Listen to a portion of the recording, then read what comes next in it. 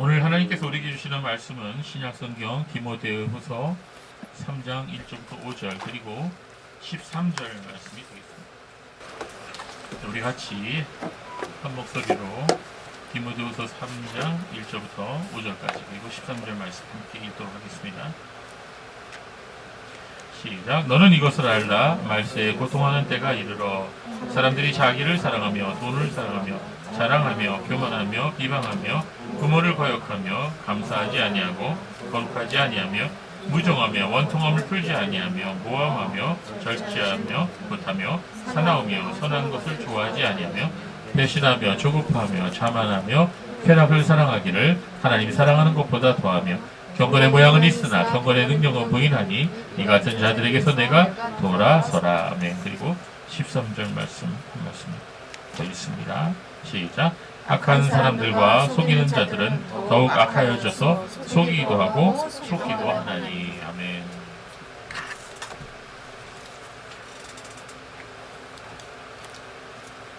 자, 여러분 오늘 우리가 읽은 이 본문은요, 지지난주에도 우리가 다뤘던 본문입니다. 우리는 지지난주에 이 본문 디모데후서 3장 1절부터 5절까지 본문을 묵상하면서 말세에 고통하는 때가 이르리니 라는 제목의 말씀을 함께 들었습니다. 주님의 재림이 임박해 오는 세상에서는요, 세상은 점점 악해지고 사람들은 죄와 이기심으로 인하여 서로 상처 주고 또 상처받는 그런 세상이 온다는 것입니다. 이런 말세의 때의 특징들 중에서 우리는 두 가지 대표되는 모습을 살펴보았습니다. 그것은 사람들이 자기를 사랑한다는 것입니다. 그리고 또 돈을 사랑한다는 것입니다. 이 두 가지 특징이 그 어느 때보다도 강해진다는 것이죠. 여러분, 이 사랑이라고 하는 것은 좋은 것입니다. 아름다운 것입니다. 사랑이 없다면 세상은 살만한 세상이 될 수가 없는 것이죠.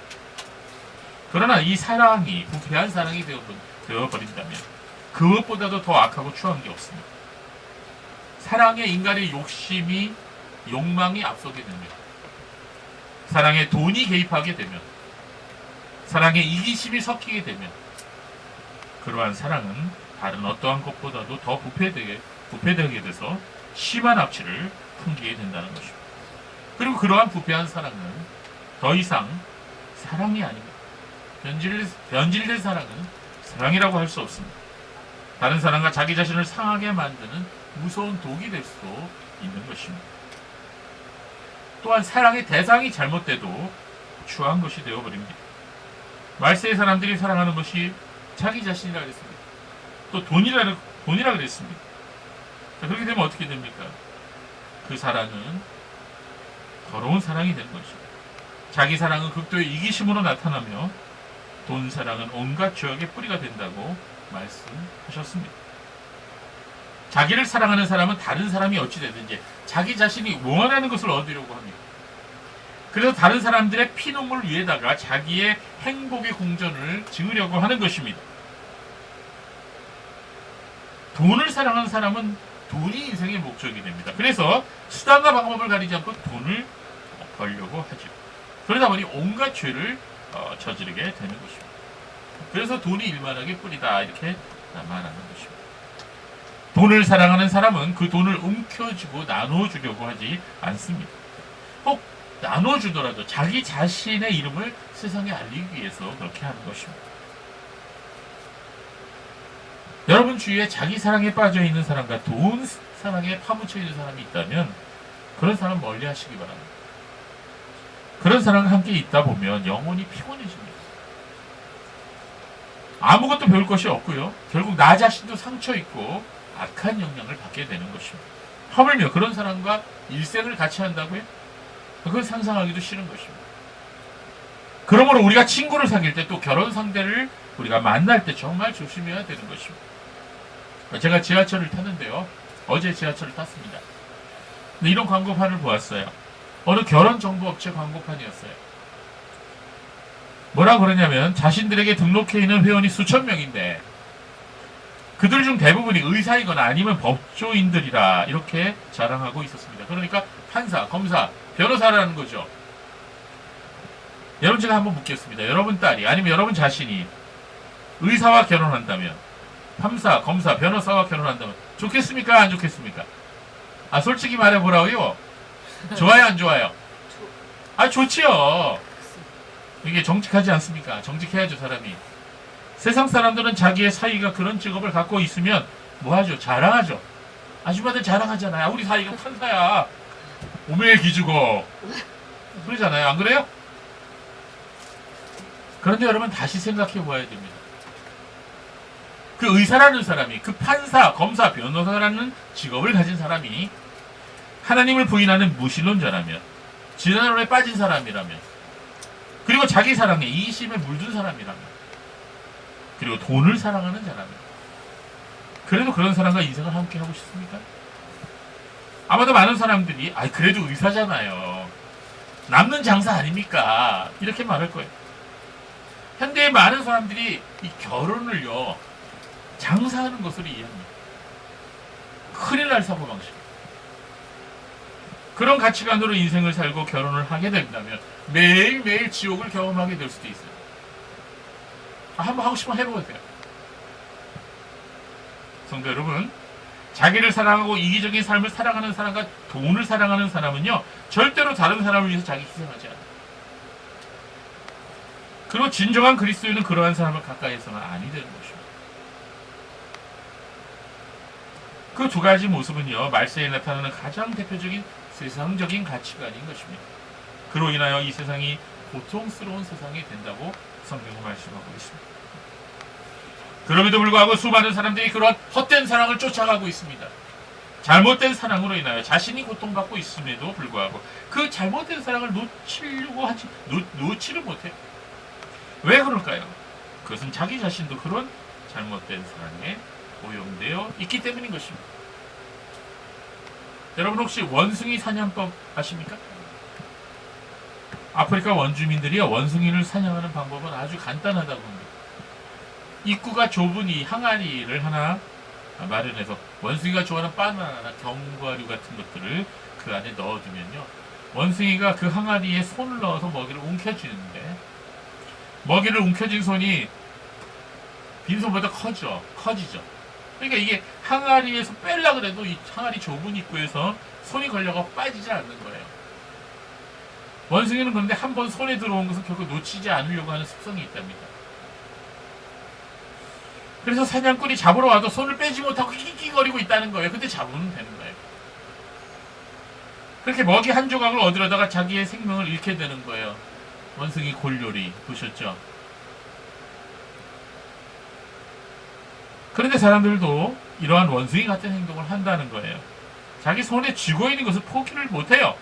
그래서 그것으로 인하여 소중한 것들을 잃어버린다는 것입니다. 야고보서 1장 14절과 15절에 이런 말씀이 있어요. 여러분 말씀 간지에 있으니 같이 읽읍시다. 시작. 오직 각 사람이 시험을 받는 것은 자기 욕심에 끌려 미혹됨이니 욕심이 잉태한 즉 죄를 낳고 죄가 장성한 즉 사망을 낳느니라. 아멘. 욕심이 잉태한 즉 뭐를 낳는다고요? 예, 죄를 낳는다. 죄가 커지면 뭐가 된다고요? 사망을 낳게 된다. 우리도 때때로 똑같은 어리석음을 저지르게 됩니다. 아무것도 아닌 것을 움켜쥔 채 끝내 손을 펴지 않아서 나락으로 빠지고 불행하게 되는 경우가 참으로 많이 있습니다. 우리의 마음의 눈을 조금만 올려서 하나님 나라를 바라보면 움켜쥔 손을 펼 수가 있습니다. 근데 여러분 이 원칙이요, 용서하는 일에도 적용될 수가 있습니다. 우리가 왜 용서해야 됩니까? 그 이유는 내가 살기 위해서예요. 성경을 읽다 보면 굉장히 용서에 대한 얘기가 많이 나와요. 특히 복음서에는 예수님께서 용서하라는 말씀 굉장히 많이 하십니다. 사도들도 그랬어요. 왜 그럴까요? 사람이 용서를 하지 않으면 내 몸과 마음이 죽게 된다는 것입니다. 마음이 증오의 포로가 되어버리면 밥맛도 잃어버리고 그리고 잠도 오지 않아요. 그리고 주위에 있는 나를 사랑하는 사람들에게 상처를 주게 됩니다. 정작 나를 힘들게 한 가해자는 밥도 잘 먹고 잠도 잘 자는데 말입니다. 나는 그렇게 마음고생하고 있는 거예요. 용서하지 못해서 그런 거예요. 여러분 복수심이 차 있으면요, 이 하나님과의 관계가 어려워집니다. 기도를 못해요. 영혼이 병들게 됩니다. 결국 용서하지 않는 것은 가해자가 아닌 자신을 죽이는 그런 결과를 가져오는 것입니다. 이렇게 복수하려는 마음은, 용서하지 못하는 마음은 나 자신에게 독이 되어버리는 것입니다. 반대로 용서하는 것은 나 자신에게 약이 되는 것입니다. 용서는 자신의 증오와 복수의 쇠사슬로부터 구해내는 것이 되기 때문에 자신을 위해 용서해야 되는 것입니다. 그럼 어떻게 용서할 수 있을까요? 여러분, 그 방법은 하나님께 온전히 맡겨야 됩니다. 하나님께. 여러분, 용서라는 단어가 성경에 어떤 단어를 썼는지 아세요? 헬라어로 아피엠이라는 단어를 썼어요. 헬라어로 뭐라고요? 아피엠. 이 아피엠이가 의미가 뭐냐고, 붙잡고 있는 것을 놓다, 이런 뜻이에요. 다시 말해서 손을 놓으라는 뜻입니다. 용서하라. 그 말은 너의 붙잡고 있는 것을 놓아라, 그런 뜻이에요. 이 아피엠이라는 단어는요, 뭐뭐로부터의 의미를 가진 아포라는 전치사, 그리고 보내다라는 뜻을 가진 히엠이라는 단어가 합쳐진 단어예요. 그래서 아피엠이라는 단어는 완전히 떠나게 하다, 그런 뜻입니다. 잊어버리다는 뜻입니다. 해방하다, 멀리 보내다, 놓아주다, 고민의 대상에서 제외하다, 이런 뜻을 가지고 있습니다. 즉 용서는 붙들고 있는 복수심을 놔버리는 거예요. 하나님께서는 우리에게 복수하지 말라고 말씀하신 것이 아니라 그 원수 갚는 일을 내게 맡겨라, 하나님께 맡겨라, 이렇게 말씀하셨어요. 예수님께서는 마태복음 6장 14절에서 이렇게 말씀하셨습니다. 우리 같이 읽어볼까요? 시작. 너희가 사람의 잘못을 용서하면 너희 하늘 아버지께서도 너희 잘못을 용서하시려니와 너희가 사람의 잘못을 용서하지 아니하면 너희 아버지께서도 너희 잘못을 용서하지 아니하시리라. 또 사도 바울을 통해서도 말씀하셨습니다. 로마서 12장 19절 말씀 읽어보겠습니다. 시작. 내 사랑하는 자들아, 너희가 친히 원수를 갚지 말고 하나님의 진노하심에 맡기라. 기록되었을 때 원수 갚는 것이 내게 있으니 내가 갚으리라 주께서 말씀하시니라. 아멘. 자, 여러분, 인생을 살아가면서 여러분을 힘들게 하고 아프게 하고 정말 피눈물 나게 했던 사람들이 있죠. 그런 사람들 용서할 수 있습니까? 솔직히 말해서 용서 못해요. 저도 그랬습니다. 그러나 제가 어느 날 기도하다가 깨달았습니다. 아, 내가 하나님 앞에 지은 죄가 얼마나 큰 죄이냐, 내가 얼마나 큰 죄이냐, 그걸 깨달았어요. 주님이 나를 용서하셨던 거예요. 이런 큰 죄는 용서하셨다는, 그걸 깨달았어요. 그러니까 솔직히 말해서 내게 나를 힘들게 하고 나에게 피눈물 나게 했던 그 사람이 나에게 잘못한 것 정말 내가 용서할 수 없었지만 예수님이 나 같은 죄인을 용서하셨는데 언젠가 그 사람을 향한 원망과 미움과 분노가 정말 눈 녹듯이 사라지게 됐어요. 정말 희한한 경험을 했어요. 여러분, 용서도 제 힘으로 할 수가 없어요. 그래서 하나님의 은혜를 구해야 되는 것입니다. 개혁주의 전통의 저명한 기독교 작가이자 윤리학자 그리고 신학자였던 루이스 스메데스라는 분이 있습니다. 그분이 이런 말을 했습니다. 용서하는 것은 내가 상대방을 풀어주는 것 같지만 사실은 그 분노의 감옥에서 나를 해방시키는 것이다. 그렇습니다. 용서는 나를 해방시키는 거예요.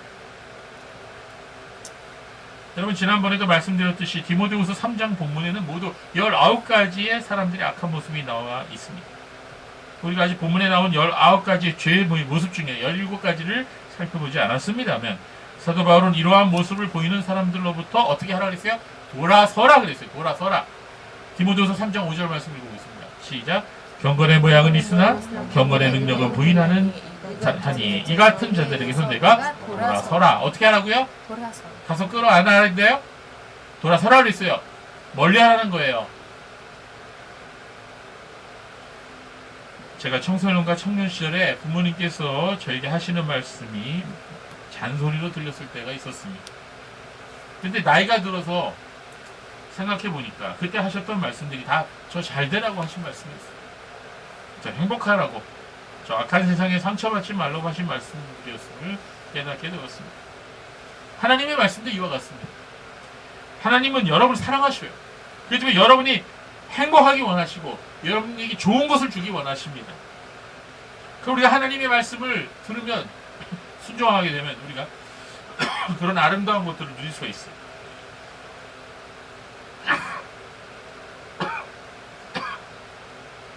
죄송합니다. 그러나 우리가 하나님의 말씀을 잔소리로 여기고 그 말씀대로 살지 아니하고 그 반대의 길로 나아가게 될 때 우리는 반드시 고통을 받게 될 것이며 어려운 일들을 만나게 될 것입니다.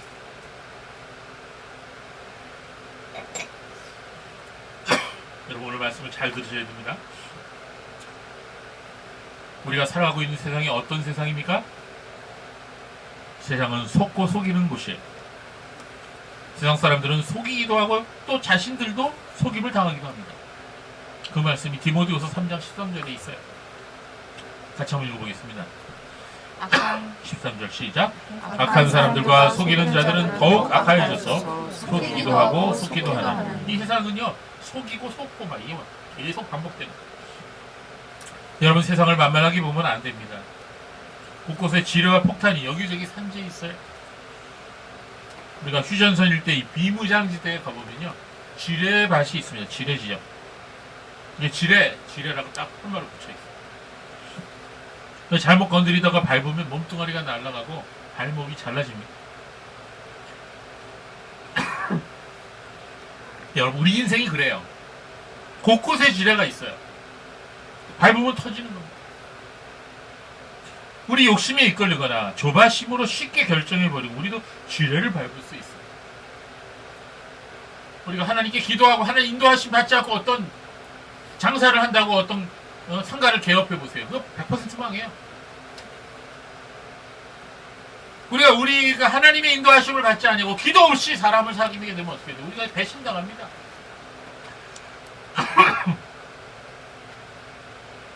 이 세상에는 폭탄 같은 사람, 지뢰 같은 사람이 곳곳에 있습니다.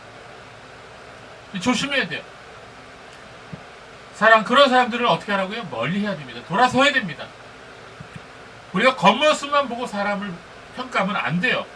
집안 배경 보고 혹하면 안 됩니다. 가진 거 부자라고 아닙니다. 그런데 우리 인생은 어떠죠? 미련하고 욕심이 이끌려서 그런지 그런 지뢰 같은 폭탄 같은 사람에게 이끌려가서 그 사람의 올가미에 걸려드는 거예요. 그런 사람은 마치 대왕거미와 같아서 거미줄을 쳐놓고 자기 먹이를 기다리는 겁니다. 우리 주위에 그런 사람들이 적지 않습니다. 조심해야 합니다. 오늘 우리 자녀들에게 제가 간절히 부탁드립니다. 여러분 앞으로 친구 사귈 때 결혼 상대자 만날 때 정말 조심하세요. 속이 시커먼 사람들이 굉장히 많습니다. 겉으로 보면 잘 몰라요. 그래서 우리 기도해야 되는 거예요. 정말 5월 동안 우리 결혼 상대를 놓고 기도하고 그리고 하나님이 인도하신 가운데서 만나서 그것도 또 하나님께 또 묻고 그렇게 해서 만나서 결혼하는 그런 결혼이 아름다운 것입니다. 세상 사람들은 미혹을 하고 또 미혹을 당하고 있습니다. 사람들이 서로 속이고 속임을 당하고 있는 것입니다. 그런데도 사람들이 자신들이 속임을 당하고 미혹을 당하고 있음을 전혀 깨닫지 못하는 경우가 많습니다. 왜 이런 일이 벌어지는 것일까요? 그것은 사람들의 마음이 부패했기 때문인 것입니다. 사람들이 하나님 알기를 싫어하고 하나님 계명 지키기를 원치 않기 때문인 것입니다. 그래서 자신의 욕망에 이끌려서 그런 지뢰 같은 사람들에게 폭탄 같은 인간들에게 이끌려서 고통을 당하게 되는 것입니다. 예레미야 9장 4절에서 6절 말씀을 보십시오. 예레미야 선지자는 이 모든 것을 일찍이 우리에게 경고했습니다. 우리 같이 9장 4절 6절 읽어보겠습니다. 시작. 너희는 각기 이웃을 조심하며 어떤 형제든지 믿지 말라. 형제마다 완전히 속이며 이웃마다 다니며 비방함이라. 그들은 각기 이웃을 속이며 진실을 말하지 아니하며 그들의 혀로 거짓말하기를 가르치며 악을 행하기에 지치거늘 내가 사는 곳이 속이는 일 가운데 있도다. 그들은 속이는 일로 말미암아 나를 알기를 싫어하느니라. 여호와의 말씀이니라. 아멘. 여러분 우리가 전에도 제가 한번 설교했지만 깨닫는 마음과 보는 눈과 그리고 듣는 귀가 없다면 사람은 절대로 깨닫지 못한다는 것입니다. 우리가 죄라는 것에 대한 것도 그렇습니다. 사람들은 이렇게 말합니다. 내가 왜 죄인이라고 해요? 뭘 잘못했는데요? 사람이 자신의 잘못을 깨닫지 못하면 그 죄로부터 벗어날 수가 없어요. 내 자신의 비참함을 깨닫는 것으로부터 진정한 신앙은 시작됩니다. 그래서 참된 신앙인은 결코 하나님 앞에서 사람 앞에서 당당할 수 없습니다. 우리가 빛이 희미한 곳에서는 잘 보이지가 않죠. 그러나 밝은 데 나와 보십시오. 환히 보입니다. 빛이 어두운 데서는 얼굴에 무엇이 묻었는지 피부에 어떤 트러블이 생겼는지 잘 알지 못합니다. 그러나 환한 불빛이 보이는 곳으로 나가면 이 잘 보이지 않던 것들이 드러나는 것이죠. 마찬가지입니다. 신앙도 이와 같습니다. 하나님을 가까이 하면 할수록 우리에게 있는 문제가 무엇인지가 드러나게 되는 것입니다. 그래서 우리가 회개하게 되는 거예요. 그래서 우리는 날마다 말씀을 읽어야 돼요. 기도해야 돼요. 그래야 우리 자신의 문제가 뭔지 깨달을 수 있어요. 문제가 뭔지를 깨달을 수 있어야 고칠 수 있고 잘못된 것을 교정할 수 있는 것입니다. 하나님을 가까이 할수록 거룩하신 하나님 앞에 나아갈수록 우리의 죄악된 부분이 무엇인지 깨닫게 됩니다. 하나님은 어떤 분이에요? 하나님은 영혼의 의사입니다. 하나님은 치료하시는 분이십니다. 하나님은 우리의 마음의 상처도 치료하시고 우리의 모든 연약함을 고치시는 분이에요.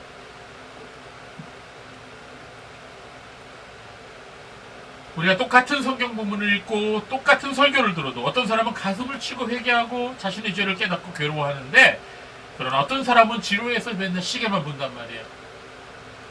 이 차이가 무엇입니까? 그것은 깨닫는 마음이 있느냐 없느냐.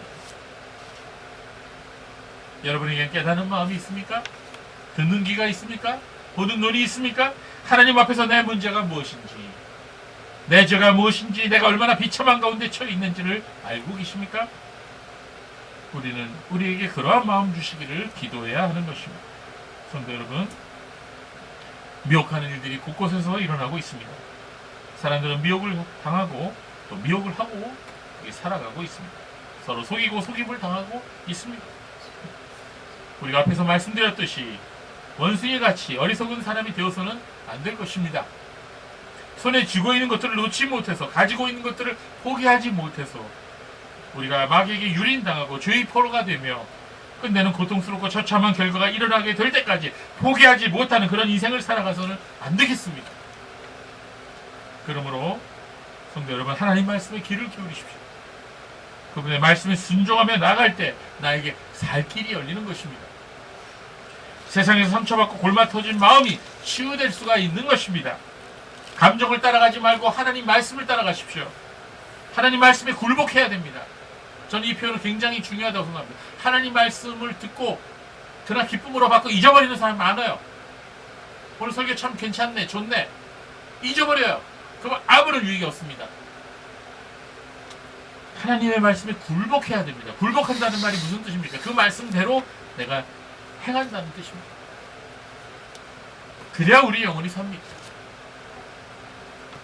그래야 우리 마음에 참된 평화가 임하게 될 것입니다. 그렇습니다. 세상은 속고 속이는 세상입니다. 곳곳에 지뢰밭이 있습니다. 그러나 우리가 하나님의 말씀을 따라가는 이상 우리는 안전하게 될 것이며 우리의 길은 형통하게 될 것입니다. 특히 우리의 자녀분들, 여러분의 앞으로의 인생을 살아가면서 하나님의 말씀을 따라가시기 바랍니다. 다 같이 기도하겠습니다.